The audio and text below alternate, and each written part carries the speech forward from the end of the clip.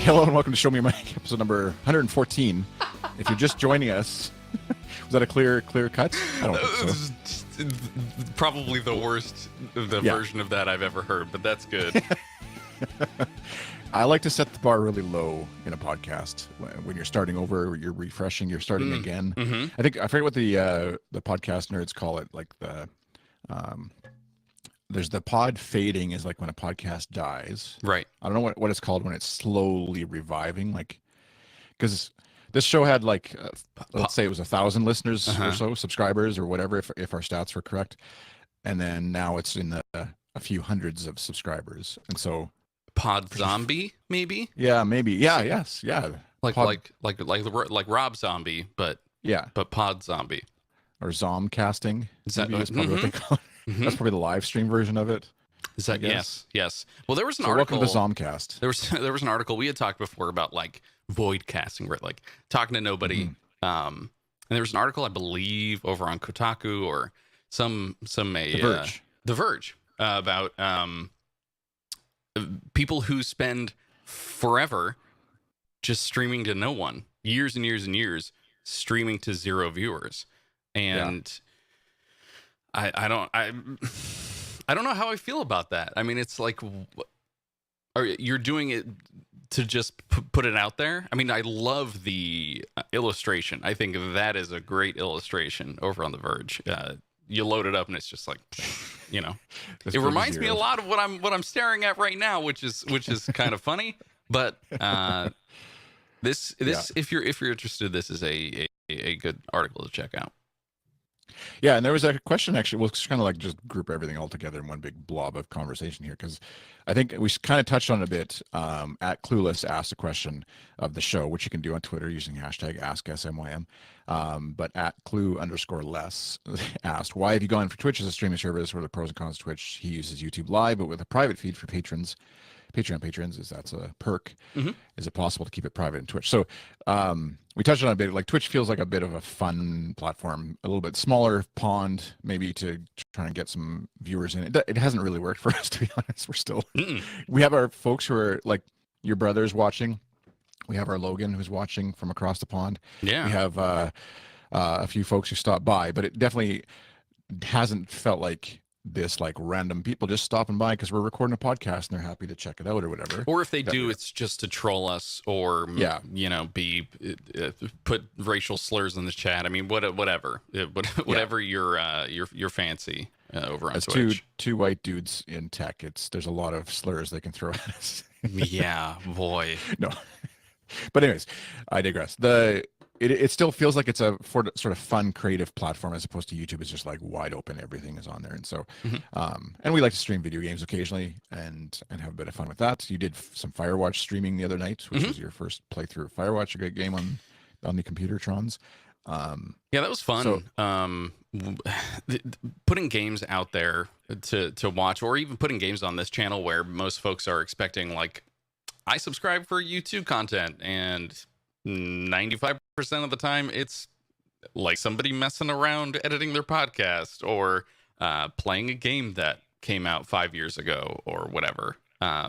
It's very difficult to stick to one thing for us, because we're just kind of all over the place, and this is not our day job. This is just like a hobby type thing. And so Twitch is great for that, because we put whatever we want out there. You can do IRL streams now, which can be whatever. I used it to mess around in Audio Hijack for a little bit on one of our streams. And actually that's where, for podcasters who are interested in some of that, the like quote unquote behind the scenes stuff back in the day, that was always like what the mystery of like editing a podcast, which I feel is probably less of a mystery these days for most folks, but it's worth following, because that's often I've been trying, like, doing the like editing a podcast live after the show. Like, it's not like something I'm not doing it because we're expecting thousands of viewers to suddenly tune in and watch me mess around in Logic or you mess around in Audio Hijack. But I think what this article is interesting about, or what is interesting about this article to me, is that folks are doing this. They're playing a game on Twitch and streaming it out to Twitch, just for the fun of doing that and the experience of doing that. And maybe they're hoping someday to do something bigger with it, but also just like, it's kind of like practicing basketball in your backyard. You're not doing it because people are watching. You're just trying to like get better at the game that you're playing. And I feel like there's some sort Yeah. of parallel there. I would say so too. It's like you're doing it because you have fun doing it. There's no one cheering you on from the proverbial sidelines when you're in your own backyard playing basketball Yeah. for yourself. But it's playing basketball is not performative. It is. There are other benefits No, that come yeah. along with dribbling and shooting and things like that, right? But what you're implying is you kind of gain a skill at the same time. One of the things that is quoted in the article says it's kind of exhausting playing to an empty room day in, day out with no results. And I feel that. I get that because we're kind of coming in here day in, day out. One viewer, two viewers, zero viewers. Watching our average viewership on Twitch is one thing. Watching a show sort of stay, I mean, you were talking about subscriber numbers earlier, watching a show sort of stay the same after it's been on the air for 4.5 years, or even decline, is also another thing. And I don't know. It just kind of is how it is. I think one of the other strange parts of it that I don't really like to lean into is saying like, oh, I like that my subscriber numbers are going down. I like that, we only have 5 true fans of Goodstuff.fm. That's not the way I really want to go with it. I only bring that up because I've opened Instagram TV again for the first time in a while, and yeah, and it's mostly like someone will take a video and they'll say, turn your phone sideways, and they'll put up a thing for 5 seconds, wait for you to turn your phone on Instagram TV, and then play the video in landscape mode. It's just like, what are you even doing with this? And then the other stuff on there is they're just trying to get you to stay in the app and continue watching content. So they started throwing like, this person is taking a shower. You want to watch that? Okay. This person is in a car singing. You want to watch that? And then they sent me a video of Gary Vaynerchuk. And I was like, are you kidding? Like, why? And he here he is talking to a like cameraman, yes man, who he will say a thing and then just look kind of despondent, like, yeah, I said a thing, right? And then the cameraman's like, yeah. I was like, okay, like, are you great nuggets of insight? And one of the things he said was, I love that my subscriber numbers on YouTube are going down. I love that my year over year my subscribers are down. It's like, okay, but that doesn't what does that mean? That doesn't make it great for the rest of us who are not at that level, who are trying to feel accomplished because we're pouring years and years of effort into gaining subscribers, putting content out, and talking about things that we're passionate about. And we have all the same drive that you do, pal. We just like we don't have the notoriety or didn't put it out and have this cascading effect of it going into a whole bunch of eyeballs, like you did at one point. Privilege, mostly. It's like putting in the blood, sweat, and tears. There was a lot to cover kind of all at once, and I apologize, but it was just like all of this, it just made me feel so many things all at once that I didn't know how to grapple with it. And now I'm the fact that like YouTube TV thinks that is content I want to watch, or Instagram TV. Instagram TV is something I want to watch. Like, I don't think I'm going to go back. Like, there's folks who are doing really great work, especially in beer, where they'll do like quick, like, hey, I'm trying this beer, tastes pretty good, and they'll edit it. It's snappy. It's fun.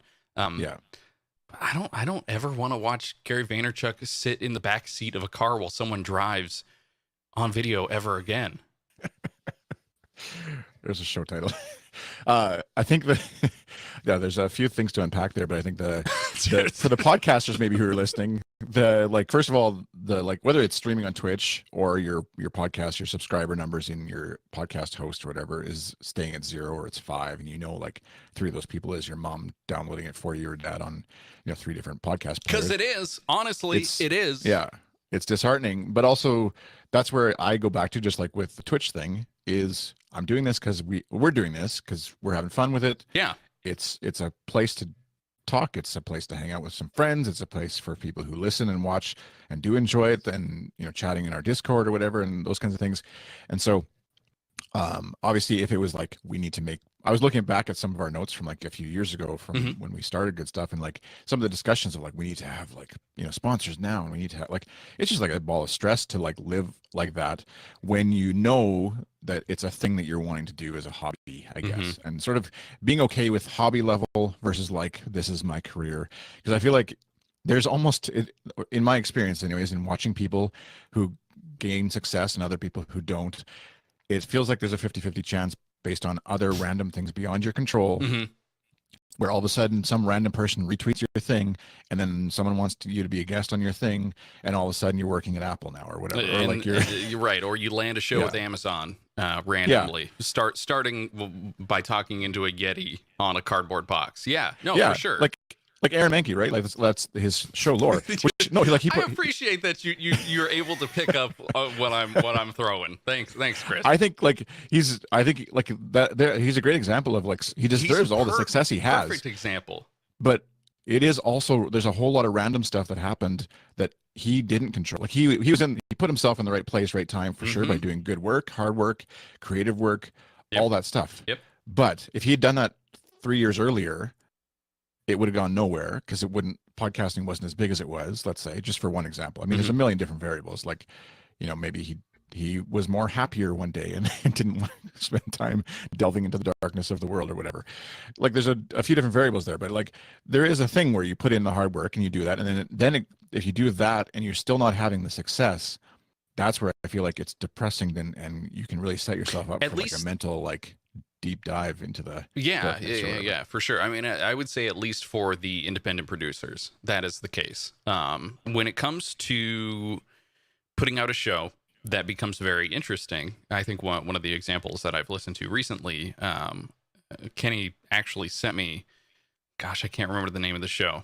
It's going to bother me now, but it was basically like an interview with an inanimate object. A vampire? Oh. Sorry. And they interviewed a Coke can, like an off-brand Coke can, and they had someone improvising as the Coke can, doing an interview. It had sort of this NPR flair to it. And they only have one episode and an intro episode, and it was like, this is joke content that is 100% down my alley, is something that we could produce and put together as good stuff that would get 10 listeners over the course of 15 episodes, just based on other factors of like, some folks would like it on the network, some folks wouldn't. It wouldn't get picked up. But now that it's as a part of Radiotopia, Radiotopia, they are sort of able to pull on that audience and say like, hey, this person who has produced stuff for NPR, this show, that show, the other, is doing this other thing now that you might like, and maybe you should check it out. And it's good. It's good content.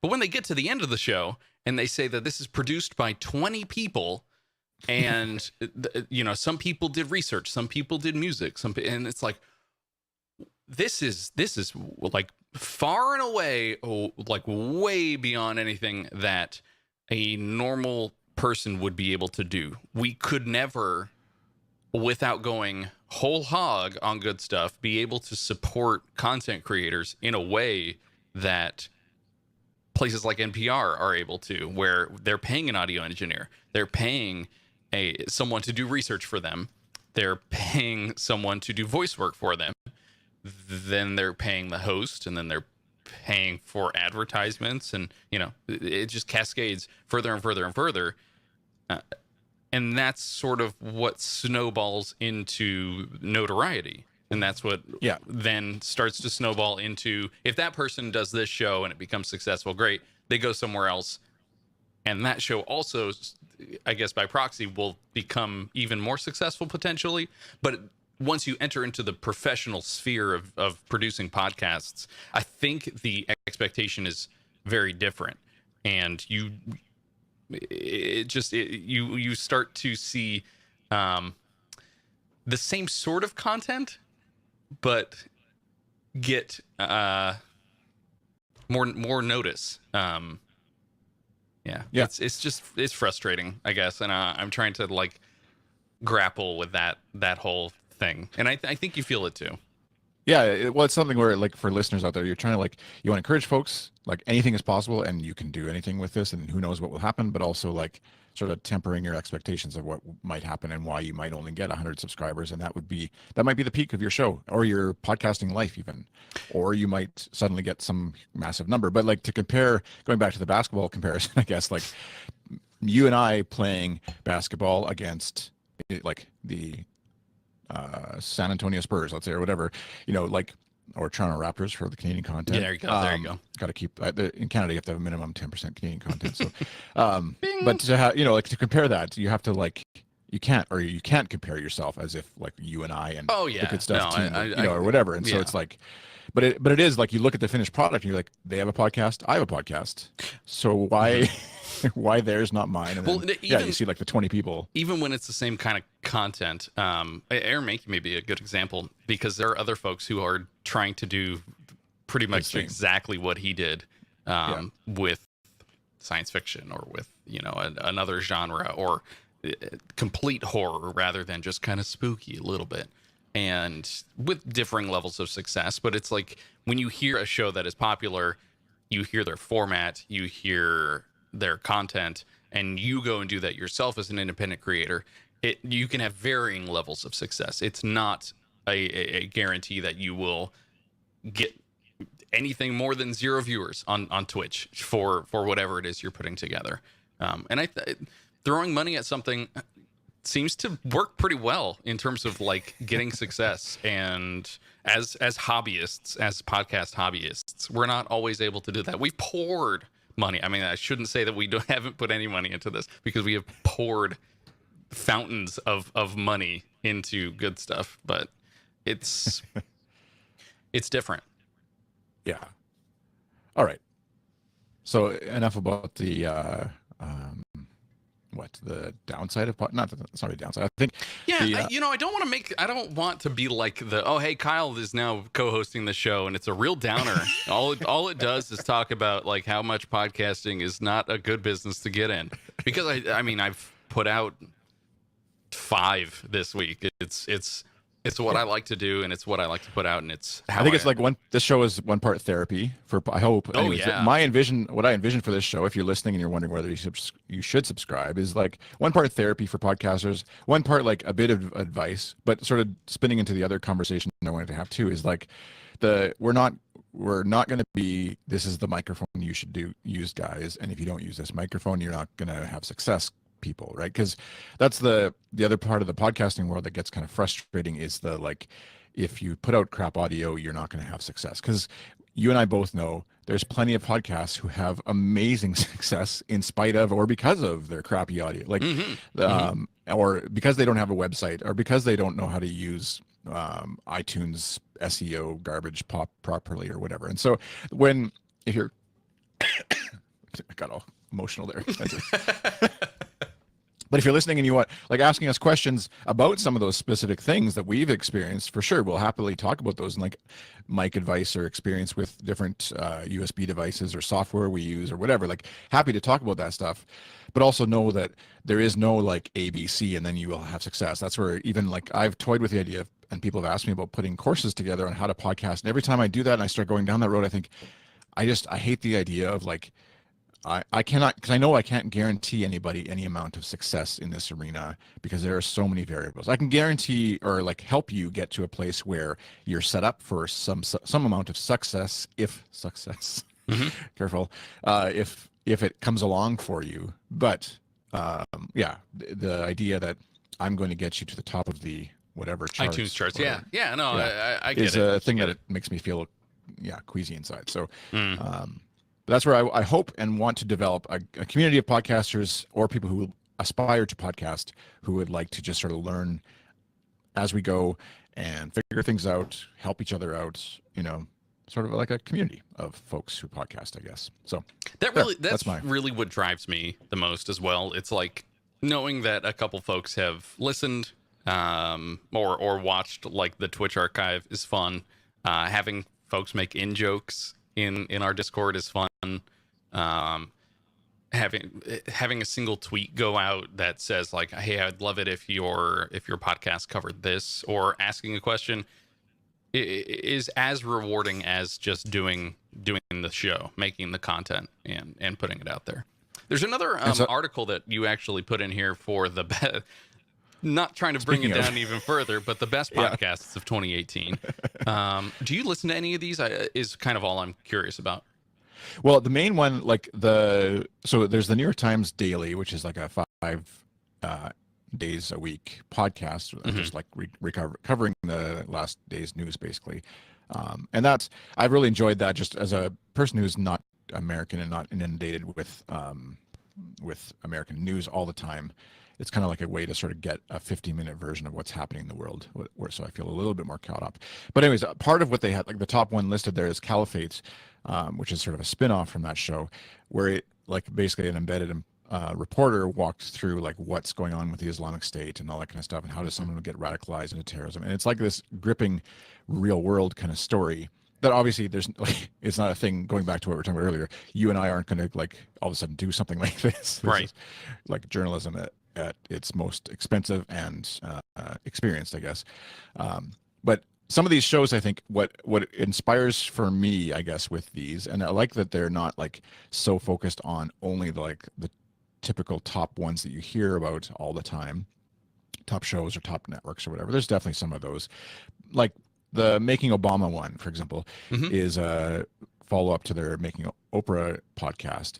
And I feel like if you're listening to that and you think obviously I can't interview Obama, how could I ever have a podcast? But like that idea of how someone became a thing that they are, whether it's like at whatever level you're at, locally you could do that about your mayor, or locally, you know, or even within your family you could do that about your grandpa or grandma or whatever. Like, and so like I think, and it's like a 6-episode series, I think, on that one, and it doesn't have to be like a forever 50 episodes, you know, run that you'd get exhausted of at the end.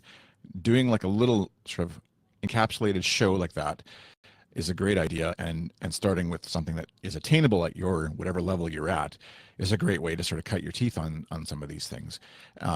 And same thing with even some of the like the sort of fictional podcasts that are there, which I don't always get in. Like I love the idea of that, but then I find myself, I don't really listen to them all the way through, and I forget where the story is or whatever. Do you ever feel like a podcast is second rate to an Audible book, or someone else, you know, reading, like Neil deGrasse Tyson reading his autobiography versus, like, I don't know, another astronomy folk, you know, talking in a podcast week to week, right, or whatever? Like, do you see one better than the other, or one more valuable? One has like the editing prowess versus like someone like us just kind of spewing here. Yeah, definitely. I think that's where I like the latter generally, because I often have podcasts on in the background, and it's while I'm doing other stuff, and I like to sort of drop in and out. Whereas if it's like, like a dedicated podcast or audiobook or whatever, I feel bad if I'm missing something, and I'm almost obligated to like keep up with every single word that is said. In the same way that if I'm reading a book, I'm not also like watching a YouTube video or whatever, or Instagram TV at the same time. And so, I differentiate those in my mind, but I feel like I also need to like let that go a bit, because you know, you can definitely take in audiobooks or whatever while you're doing other stuff as well. It's not that big a deal. But yeah, I know, I agree with you. I'm probably the same when it comes to not just audio content, but also video content. I tend to like live streams way more than I do edited video, and most of the time that's either because the edited video is just either very samey. It's kind of like every edited video on YouTube is like this, and I just I'm not finding very much interest in that. And NPR podcasts tend to kind of follow that same formula, where it's like super cookie cutter. You know, and this is how the sausage was made. Like, okay, this is produced by 15 different people. Yeah. I tend to gravitate more to, like, if I miss something, that's okay. It's all right. It's just sort of in the background. This is entertainment on top of whatever else it is I'm doing. I'm doing the dishes. I'm, I don't know, doing work or whatever. That tends to be the case for me as well. Not just for audio content, but for video content too. As a creator though, on the creative side, do you ever wonder or think about like how would, if you were on a 15-person team, how do you think that you are what's the word, too controlling or whatever the word would be to work on a team like that in the podcasting realm, where normally it's just you and Kenny, let's say, like you work, or you and I working together, but like if you had to then like trust that someone else was going to edit the audio, or like someone else, you're taking someone else's research even and being like reading it on air, let's say on the microphone, as if it's gospel, but you don't know yourself that it's actually true, but you're just trusting your researcher. I mean, that is what TV and radio has been based on for the last 100 years. So I don't think it's that big a deal. Yeah. I mean, news. But no, I mean like you personally though. No, I don't think I don't have a problem with that at all, because a lot of what we do is already sort of like that, especially for, let's say, like morning show is a good example, I think, where I'm doing a tiny bit of research. I probably put like 4 hours a week into that show in terms of like finding news articles and writing stuff down and maybe summarizing a little bit. But it's my expectation that whatever The Verge or Engadget or Forbes is putting out is reputable, is researched, is Right. not just a bunch of hooey. And I kind of turn it into that anyway, but with the assertion that, or with the assumption rather, that that is true, or that, you know, it's not fake news, or it's not whatever. Right. So I don't know. I think my trust for content and trusting, like, say, like a researcher would be pretty high in that circumstance. I don't think I would have a problem with that at all. And then the other side of it is like producing a show, like let's say that Making Obama style show or whatever, or a scripted series, let's say like what Aaron Mahnke does with Lore, is like where I struggle often is like recording something on a Monday, and then I'm itching to like, that needs to get out into the world now, like, because I recorded it, whether it was timely or not. Like, so this discussion we're having today is not like, there's very little of it that's like you need to hear it by Monday, otherwise it's not timely or whatever. Yeah. But working on a show where you're like, we're going to record and produce 10 episodes, let's say, over the next 6 months, and then we'll release it. It's a fascinating way of doing podcasting that I've never really experienced too much of, like delayed maybe at most like a week or so between recording and editing and publishing it or whatever, even for some of the clients I work with or whatever. But that would be sort of another fascinating angle on this to do, because it would be fun to, like, within Good Stuff, even, let's say, like pairing up, there's some folks who are probably better writers than others, and like, you know, doing some sort of scripted thing with the listeners even, and like developing even if it was just like a five episode thing that we did, like some sort of story, and sort of recording that. But it's like the sort of machine that we're on, the treadmill almost of what we do. There's like that desire, like it's live, it's just happened, and it's sort of like it's out now. It's kind of this like cycle that I feel like we're in. Yeah, and I think what we try to do with Good Stuff too is embody a little bit of passion, and because it is a hobby, it's like we want creators to feel like they can put out stuff when they want to put out stuff. When they're emboldened to talk about a particular topic, then they put out an episode. It's great if they do it week to week, but if they don't, you know, that's fine as well. I want to make sure that they are interested in the content and that they want to talk about it and that they want to put an episode out about it. Whether that's, you know, movies or talking, like me playing video games, right? Like I'll ebb and flow with that, and you can't count on Good Stuff week to week to go in there and like, hey, I'm gonna watch Kyle play Firewatch or whatever, or watch Kyle and Chris play Fortnite. Like, we're not doing that every weeknight or anything like that, because it's not sustainable, and we just aren't impassioned enough to want to do something like that, because we have other stuff going on.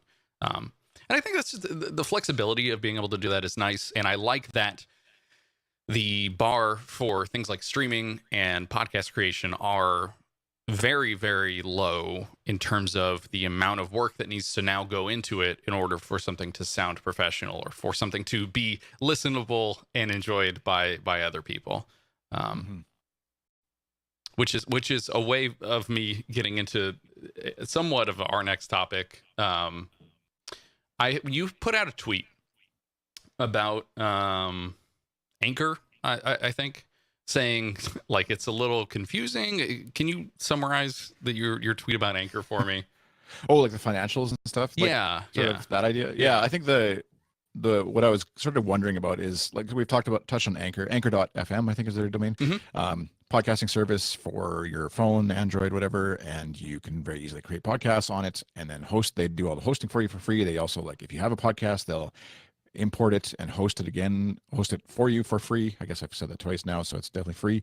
And my concern, what I tweeted about was just like, I was looking at Anchor. I forget why I was looking at it, but there's nothing on there. We'll cut that out in post. There's nothing on there anywhere about the pricing, obviously, and like they're very open about how it's free and they've taken investment money, millions of dollars of investment.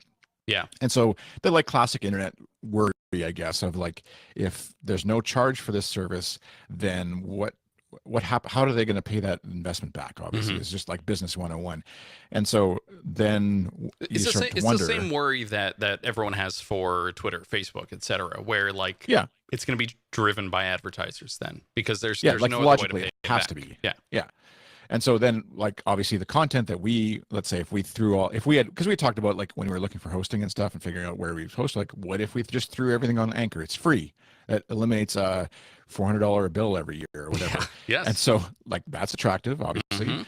But then 6 months, a year, or whatever from now, we have 10, 15 shows on Anchor, and they decide to turn on a money faucet because they need money, and they just automatically insert at 23 minutes and 30 seconds of your show an ad. So, like, right now, just as in mid sentence, it's just like throw an ad in, or at the end, or at the beginning, or whatever, and you don't really know. And, like, as long as, again, going back to, like, if you're just doing this for fun and you're trying it out, then by all means, like, throw it on Anchor and see, and use that as a platform to, like, a sandbox to play with audio and podcasting. I think there's two issues with that, though, because it starts to make it unattractive to folks who do this for money. You're not going to see NPR putting out an Anchor podcast. I mean, maybe they have already, but you're not going to see big folks putting podcasts out there because they're losing a cut, or I don't want to have to factor in 25% overhead on my budget because we're utilizing this quote unquote free service to put our content out. And I think we see that happening for most news outlets and things like that, right? Like, they're hosting their own videos. Some are leveraging YouTube, but they are taking a cut, and they know that's where the audience is. I think Anchor is kind of the opposite way, where it's designed specifically for independent creators, and the independent creators are the ones who should be thriving there. And it doesn't seem like they are the ones that are thriving there. It seems like the top 3 podcasts over on Anchor are either very well produced ones, or ones that are produced by a professional company, or it's BS content. Like, a radio producer in Venezuela decided to put out a couple of Anchor episodes, and now those are at the top of the charts. Or someone scraped a bunch of YouTube content for Sleepy Sounds, and that's the number 5 podcast on there. And it's not, that's when I see that, and I know that they just updated their whole, like, Discover page and stuff, but when I see stuff like that, it doesn't feel approachable anymore for someone who wants to put content out there on that platform, at least. Well, it feels a little bit like the Instagram TV, anyways, too, angle of, like, we're like, definitely creators can put it out, like, and there's folks who are doing some awesome work on it. I feel like it's a bit wasted work, though, if you're going to put your professional stuff on there alongside this other stuff. Because, like, I go from MKBHD guy or whatever, tech guy, who's like slick produced awesome video to like someone jumping into a lake and hitting their head at the bottom or whatever is the next video. And it's like, what? It doesn't make sense. And same thing on Anchor. It's kind of like, I don't know. It's It's the a fire network hose. effect. It's like, just here's everything. What do you think? So when they have to you turn on want the money content? faucet, We have content. yeah, exactly. They have to turn on the money faucet, and then your stuff is going to appear right next to some other stuff. And like that's okay. Like YouTube is a platform that's big enough now that's like that's the way it is, and it's not going to change anytime soon. We know what we're getting with YouTube, right? Whereas Anchor, you don't know what they're going to do with it down the road. And so there's the fear mongering side of like don't ever use Anchor. But I feel like there's a middle ground there where it's like just use it, try it out, but don't put all your eggs in. I like the idea of yeah. Right. That basket, yeah. I like the idea of starting with Anchor. I think what they are doing very, very well is lowering the bar for the technological side of podcasting to say like all you do is talk into it like a telephone. You know how to do that, right? Bingo. Yeah. That you have a podcast, and that's it. And that's what I love about Anchor is that instead of us trying to think like, oh, is this a platform that we can leverage to gain a bigger audience? It is instead the goal is to like say, you've heard podcasts before, right? Like you've thought about putting one out. We make that super easy. You should try our app, and that's it. We demystify the whole like submit to iTunes, and now they automatically submit your podcast to stuff like Spotify and places like that. And it's incredible that they are just sort of like, nah, we'll take the hard parts out of this. We'll just do it for you. Well, they've got the talking to other people, like where you can have up to 10 people on your podcast, like record a show with your friends, is built in for free as well, right? Like so, which we do this fancy like through Discord, and hopefully it all works and everything like that. And they're just like. And also like adding random co-hosts, and you could just like put out a hashtag, or I don't know how it works exactly, but like, and just like other people can just join your show and talk. And like, that's a really cool, neat technology for sure. I don't necessarily know that it works out in practice on the practical side, because you're like some other amateur talking about a thing and you're both like, you don't know each other. And maybe it works out sometimes, but it feels like just like streaming to Twitch with one viewer, it's going to be this awkward town for a while. And so, yeah, but maybe it works great. But it's just like neat that it's all there. But again, it's like someone somewhere is paying for that bandwidth of all that audio and all that video, or not video, I guess, but all the audio and the hosting and whatever. And at some point, somebody is going to have to something's going to give. Yeah. I mean, that's technology, right? It's yeah. What do you think is the best platform for podcasts today? YouTube Live, Spotify, Twitch? It's a good question. I mean, starting. I'll get back to saying starting out a podcast. Anchor's pretty great. Just to if you've never done it before and you want to just see if you like the sound of your own voice, that is the way to do it. But if you're talking about the best way to gain traction, gain an audience, or just put your Make it easy for folks to subscribe to your podcast, iTunes still tends to be the best way to do that.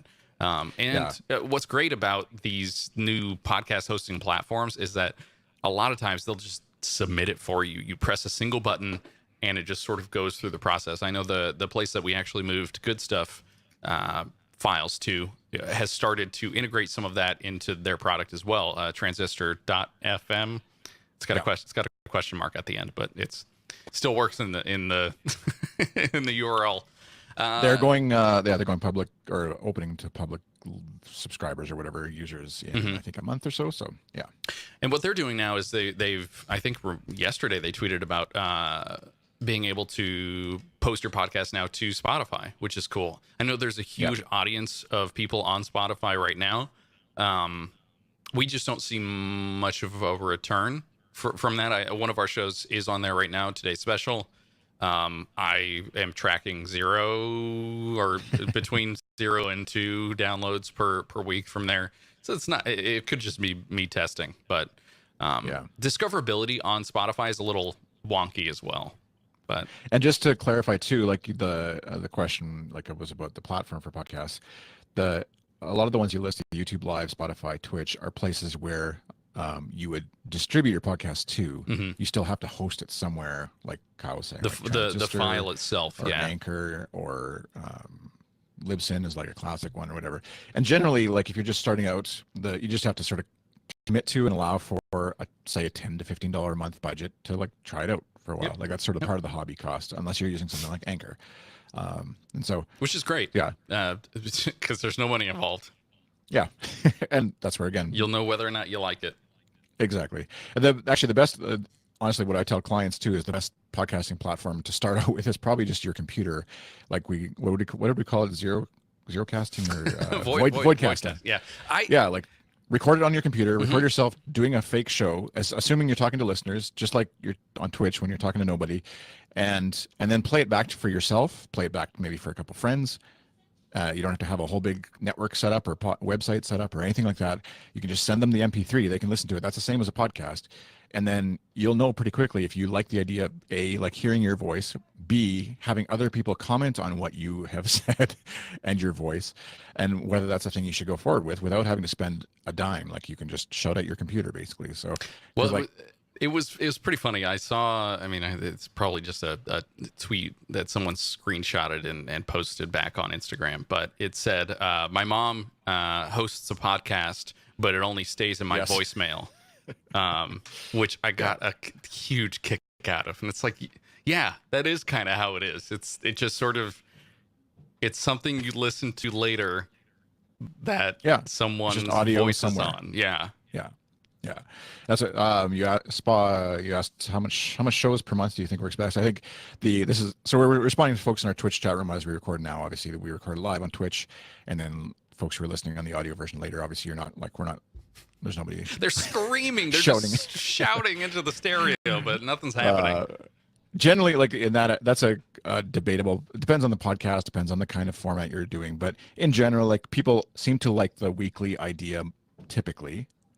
If it works for you and it works for what you're talking about, to do it like a weekly, every week on Monday, the show comes out or whatever. It's kind of like a good way to build a rhythm, I think, both for yourself as the creator, but also for the listeners to have an expectation. It's kind of like the pattern of, a TV show that comes out every Friday or whatever, and kind of people just get into that rhythm. It becomes part of their life, and it's just an easier way to build an audience, I think, around that kind of rhythm.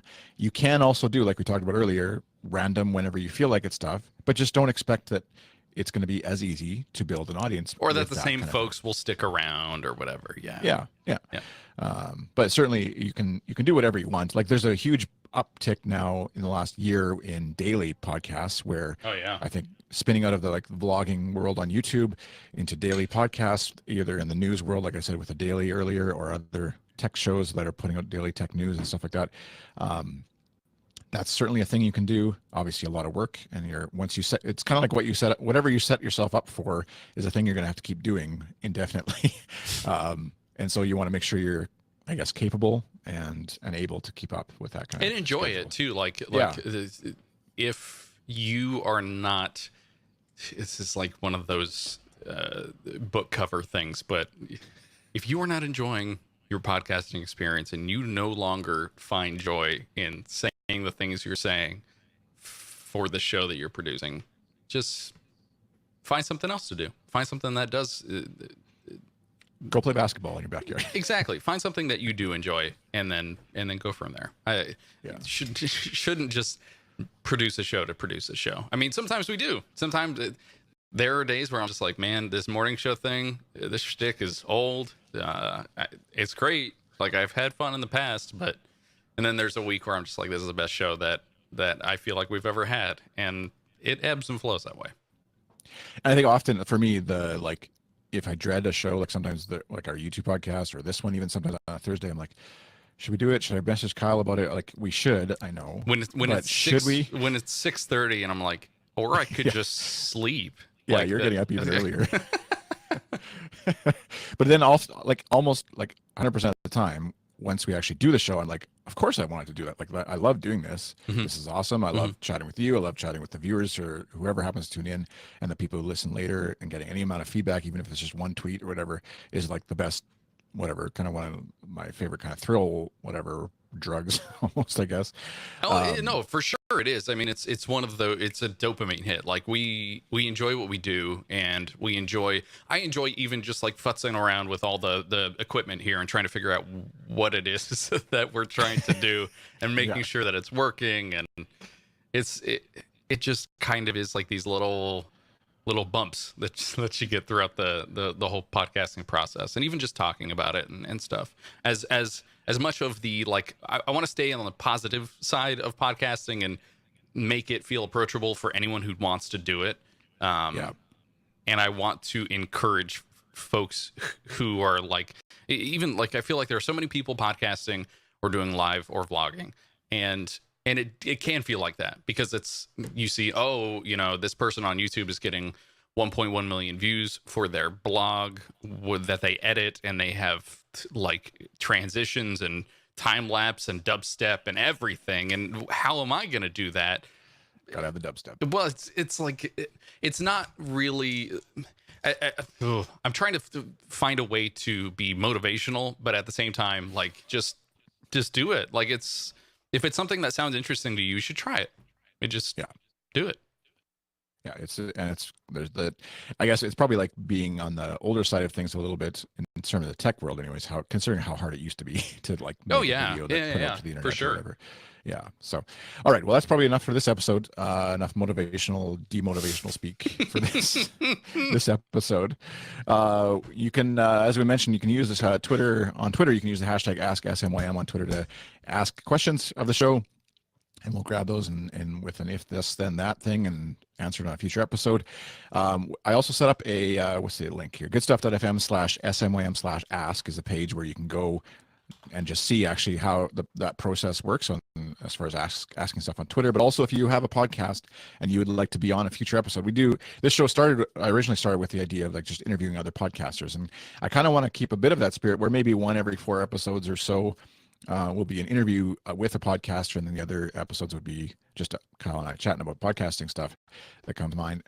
So if you'd like to have your podcast talked about or featured on the show in a future episode, go there, goodstuff.fm/SMYM/ask, and there's a form you can submit. And kind of like if you're just starting out and you want to like get promotion for your podcast, kind of like you're 10 to 20 episodes in at least, this is a thing you're actually doing, because it's kind of fun looking back at the archives of Show Me Your Mic and seeing a lot of those same podcasters are still around, going. Like it's been a couple of years since I interviewed them anyways, and they're still doing their thing. Some of them have gone on to great things, like Aaron Mahnke was an early guest of the show just before he like launched into the stratosphere. Mm-hmm. And then other people are still just doing their thing, right? And so if you're interested in hearing from other podcasters, I guess, and hearing some bit of their journey and some of the gear and all that kind of stuff, you can look at the archives at goodstuff.fm/SMYM. Kyle, where could folks find you and tweet at you if they disagree with your thoughts? Boy, I don't want to hear about that. You can go to twitter.com/dogburps.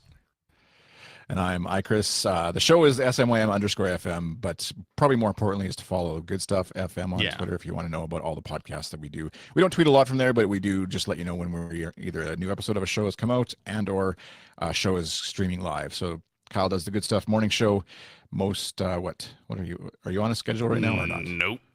Okay, so not very often, but whenever we can, honestly. And we usually stream live too. You can go to goodstuff.fm/live and follow us on Twitch just to get notifications when we do go live for stuff like this, or for morning show, or for whatever games, Firewatch. Our variety show. That's right. I like to think of it as a variety show. It's like our Twitch channel. It's just like if you like a variety of things, and Twitch sends an email if you subscribe whenever we go live. So you just like ignore it or don't, or show up or don't. It doesn't really hurt our feelings. I do some podcasting, consulting, and editing. If you want to hire me, lemonproductions.ca/hire. And Kyle's got a show about beer as well that you should check out. Podcast.untapped.com. All right. Okay, thanks everybody. Remember sending some questions, listen to the show, subscribe, tell your friends. If you do the rating thing, whatever. We're pretty easy that way. Thank you for listening though. Hope you have a great day wherever you are in the world, and bye.